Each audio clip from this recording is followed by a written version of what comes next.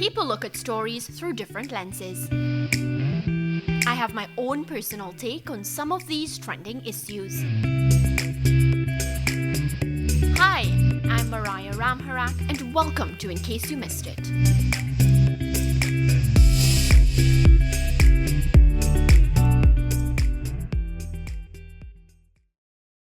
Winter, sledding, skiing are not words you would typically associate with the warm and sun-soaked Caribbean. But here we are, when the 2022 Beijing Olympics gets underway in a little over 2 weeks' time. 3 Caribbean nations will fly flags of the region sky high: Jamaica, Haiti, and Trinidad and Tobago. Well, joining us today from around the region are some of the people that have fought to make the Winter Olympic dream a fast approaching reality. Happy New Year! Welcome to a brand new season of In Case You Missed It. As promised, we start things off with a bang. On this week's episode, we look ahead to the 2022 Winter Olympics set for February 4. But first, let's start off with a bit of background. For the first time in 24 years, Jamaica will compete in the 4-man bobsled event. The country's 2-woman team, which made their debut at the 2018 Games, narrowly missed out this time around.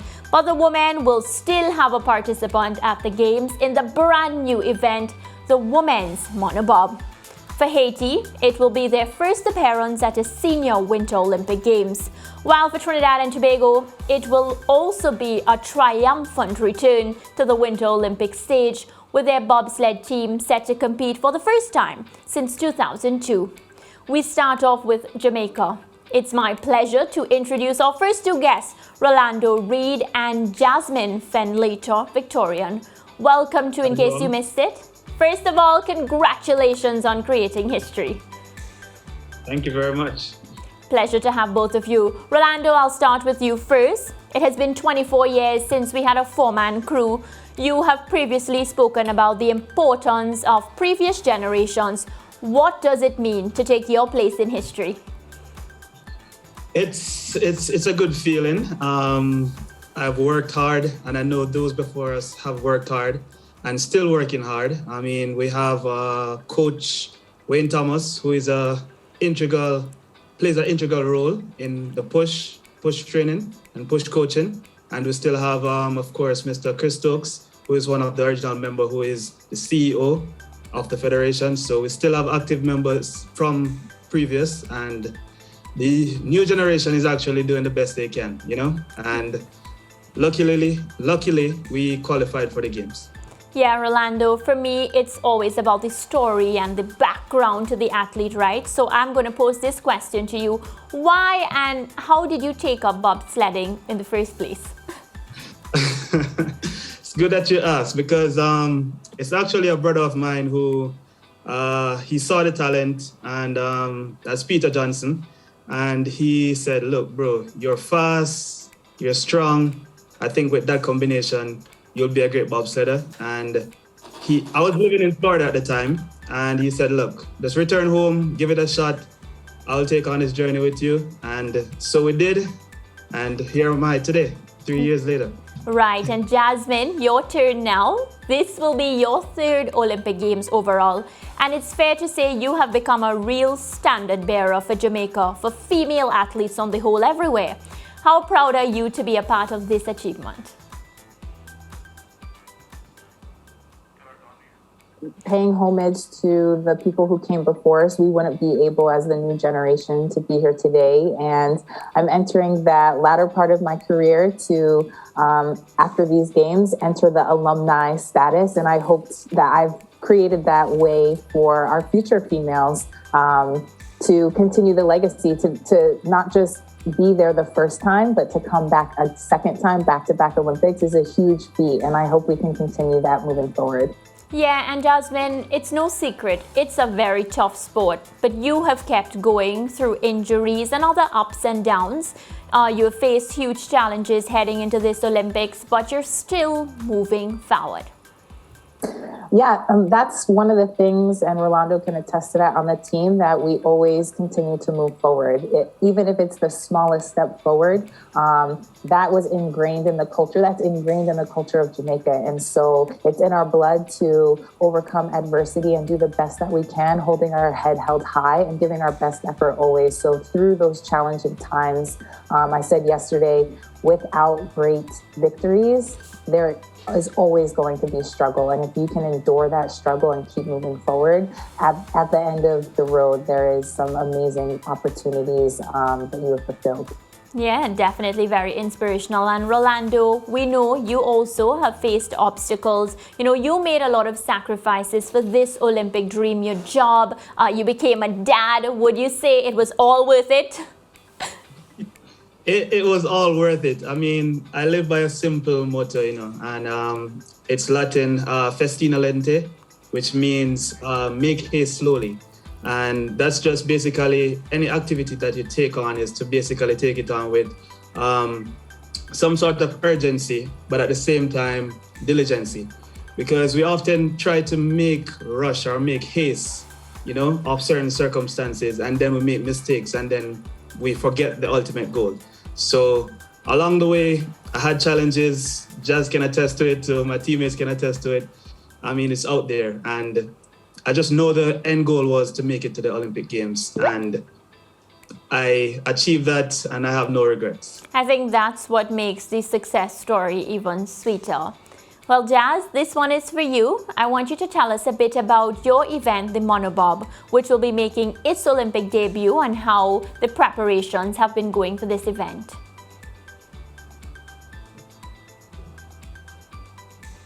Women in sliding sports have had 2 opportunities to medal in bobsleigh.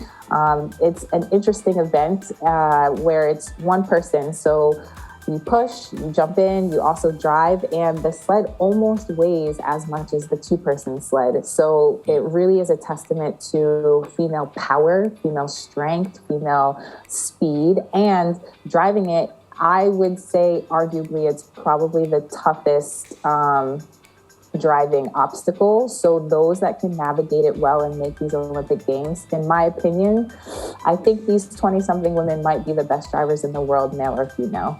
And I'm definitely looking forward to see you in all your glory when the Winter Olympics take off. Do you think the monobob will shake up the world of bobsleigh on its Olympic debut? I think it will. This is an event where it's anyone's game. The Olympics, I always say, is anyone's game, no matter how many medals or what you've done prior to entering the Olympics. Medals and best performances can happen to any team. But now with a new event where everyone is learning at the same process, the sleds are standardized, so that eliminates a lot of different things for different teams who have money or engineers to come into play. So it will be a very interesting new event, and I look forward to potentially this being something that can change the world of bobsleigh in general, to allow more opportunities for smaller nations like Jamaica, Brazil, Panama, Trinidad and Tobago to flourish moving forward. Yeah, definitely the start of something very, very big. Rolando, tell us a bit about your role now on the team, and just a bit about what shape are you in, how ready are you, because February is almost there. All right, thanks for that question. So my event is a little bit different. It takes a lot more teamwork, more so than a monobob. And I have been working with an awesome group of guys. We only met in September, fun fact. As you know, Jamaica, out of many one people. So there's quite a few guys, the pilot and 2 of my teammates that actually based in UK. And we met in New York in September. And that was my first time on the ice, actually pushing. So short journey, we did what we had to do, created a bond, to get the job done. We know we had a common goal, so we just put everything into it. Yeah, and you'll definitely reap the rewards. Now the team, you have a catchy new theme song, more than just a movie, I think, and it's clear that you guys want to be taken seriously heading into the games this time around.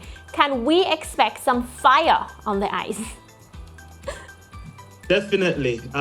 So throughout the season, we had our challenges. It's been a roller coaster season, and we had a crucial member in Nimroy Thurgot, who was absent for most of the season. He's a great pusher. He beat me at the championships in the push-off. So I think we'll have some strength at the start, and with a great start and the pilot we got, I think this will be another historic year where placement is concerned. Yeah, and bobsledding is a fast-paced sport that, it relies on a lot of precision, a combination of skill, physical ability. What does the training entail? Like a day in training for you, how does that go? Okay, so fortunately, we had a push track installed in Jamaica at the GC Foster. I call it the sliding center, but it's GC Foster College. And we're able to get in some push practice like twice per week, or 3 times per week rather. And besides that, we do running, sprinting, like 60 meter, 30 meters. And the core of it would be weightlifting that most of us do on our own. Okay, well, this one is for Jazz. The name monobob, it says it all. The driver has to do everything by herself. Do you get the sense that a one-person event can make the sport more appealing? Same amount of work due to having a sled that weighs about 165 kilograms. You still have 4 runners to prepare for races. You need still the team behind the solo person.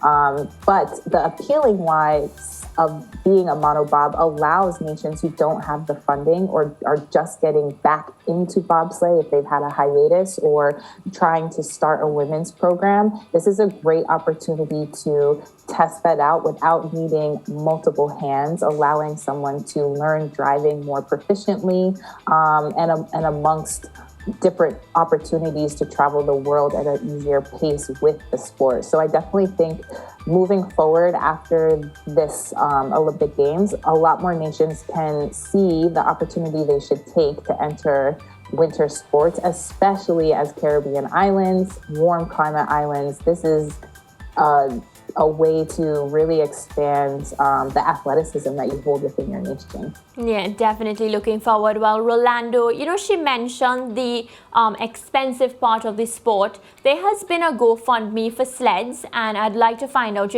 how has that been going and how has the support been from the JOA? So the funding or the drive, the GoFundMe, it's a bit difficult. I think the post was a bit late and it's been struggling. I don't know if it's been spreading how we would have wanted to, but there is financial struggles and JOA is pushing in as best as possible along with other private donors. So we still need help as things stands, and it's a really expensive sport. And a lot of the times the athletes have to dig deep to make ends meet. Yeah, well, speaking about the fact that you'll still need help, in case our viewers of the show would like to assist in any way, how can they help? Where do they need to go? Okay. So we have a GoFundMe page. It's on the JBSF website on, I think, both Twitter and Instagram and Facebook. And also they can contact the Jamaica Bobsled and Skeleton Federation, and they could get details as how to donate from there. Yeah, well, I'm hoping that, you'll get all the assistance in time because we don't want anything keeping back Jamaica from medaling when that Winter Olympics come. I appreciate that. Yeah, Jazz, this one is for you. Based on the field of opponents you're going up against, how good are your chances looking? This Olympics, I think, is one of the highest caliber Olympics I've participated in the 3 that I'd be going to. You have a lot of amazing athletes ranging from 20 years old to 38 in the women's competing. That's a large different ages and maturity and athleticism.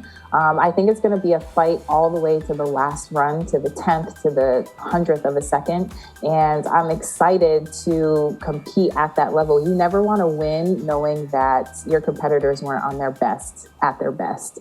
So this games, we're ready to bring it. We have a lot of strength within our nation that I think sets us apart. And I can't wait to be with my male counterparts because I think we fuel each other. We support each other really well. And we have everyone back home and around the world. I know Jamaica is everywhere around the world cheering us on, and we're so grateful for that. Agreed. You beat them when they're at their best so that the success is sweeter. Rolando. Most definitely. Rolando, for you now, at this Winter Olympics, Beijing, what would you consider an overall success for you and your team? So an overall success would be to better our best place ever in Olympics, which is 14th place, set by one of my coach, actually, push coach Wayne Thomas. He was one of the pusher in that, of course. So it would be good to beat his position in the Olympics. Yeah. Well, as we get ready to wrap our interview, can we look forward to Cool Runnings Part 2, except maybe with some Olympic medals? Definitely. We're working on it. There's been an awesome guy, gentleman, following us around on all the North American scene, and he's still trying to follow us wherever we go in Doug. So hopefully after the end of the season, we'll have some films to show to the world. Cool Runnings Part 2. We're looking forward, definitely looking forward, and we feel very proud. So Rolando, Jasmine, all the best to both of you. Continue to fly the Jamaican flag high. I'll definitely be rooting, and thank you so much. Thank you very much for having us. You're welcome. Well, viewers, don't go anywhere because we have more exciting stuff to talk about where the Winter Olympics is concerned. We'll now be joined by the Haitian Olympics Committee President, Hans Larsen, as we continue our Winter Olympics preview. Welcome to In Case You Missed It. How are you doing? Good afternoon, and I'm okay. Thank you very much for the invitation, special invitation on this special occasion. No problem. How big of an achievement is it that Haiti, despite all the recent turmoil, is making their debut at the Winter Olympics this year? Yes, for the first time, not like in Jamaica or in Trinidad, but for the first time, Haiti will be present at the Winter Olympic Games. Not on bobsleigh like the Caribbean people. Most of us are on bobsleigh, but in skiing alpine, which is a grand slalom, and giant slalom and slalom. Yeah. And we have two representatives. One is, and both of them are Haitian-born Haitian. Right, and the 19-year-old Richardson Viano, he'll be one of your representatives at the Games, and he'll be competing in the giant slalom event. What do you think it will mean for the young people of Haiti to see someone their age representing the country at the highest level? You know, that everybody knows, when you try to get snow, you have to fly 6,000 miles to see snows. And hoping one day to have somebody going down the mountain over the ski, it's just a dream. And this dream come true. And this dream come true with really a special story. The story of Richardson Viano and the story of Mackinson Florindo. Both of them are got mostly the same story. You know, he was born on the slum in Haiti, and the parents was not able to take care of them, and they give them at the orphanage. And from the orphanage, they were adopted by people living in France, in the mountain in France. And both of them, on the first day, become lover of snow, want to play in the snow, and want to skiing on snow. And then they became like very, very, very good.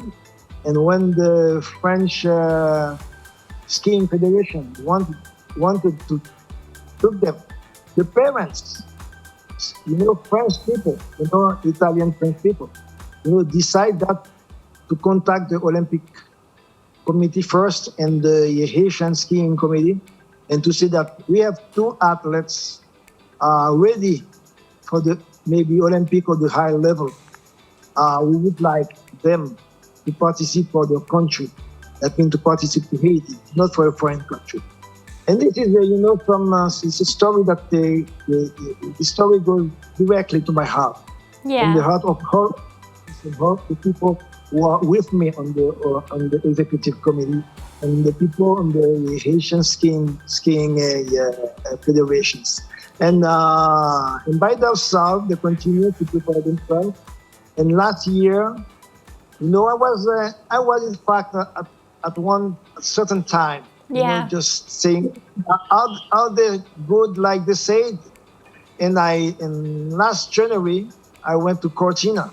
It was like 14 time testing before to get there.